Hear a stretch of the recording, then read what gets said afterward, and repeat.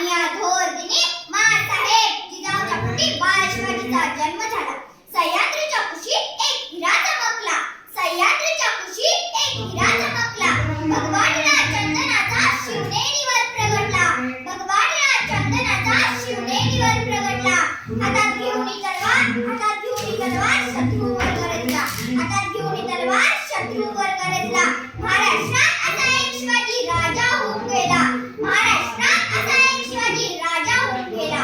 बाळ राजांना त्यांचे पिताजी शहाजीराजांचा फारसा समाज लाभला नाही. तरी माँसाहेब जिजाऊंनी उत्तम संस्कार देऊन शिवबांना घडवले.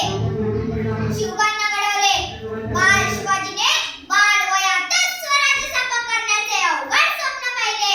स्वराज्य निर्मितीच्या कार्यात त्यांना अनेक अडथळे आले, पण स्वराज्य निर्मितीच्या ध्येयापासून ते किंचितही बाजूला सरकले नाही.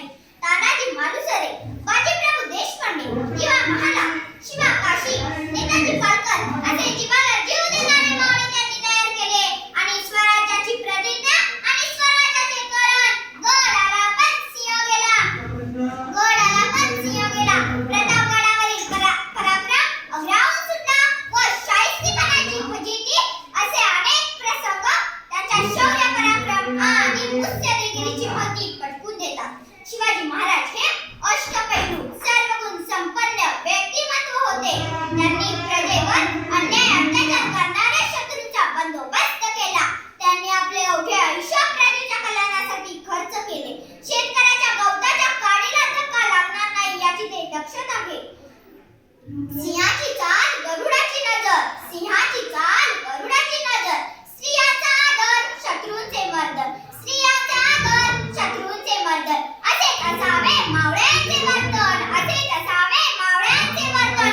ही छत्रपती शिवरायांची शिकवण. ही छत्रपती शिवरायांची शिकवण. आणि अशा या महान राजाचा मृत्यू दिन 6 एप्रिल 1680 रोजी रायगडावर झाला. आज जरी ते आपल्यात नाही तरी त्यांचे कार्य जनतेविषयी भावना आज आपल्याला चांगले काम करण्याची प्रेरणा व शक्ती देतात. शेवटी जाता जाता एवढेच म्हणावेसे वाटते की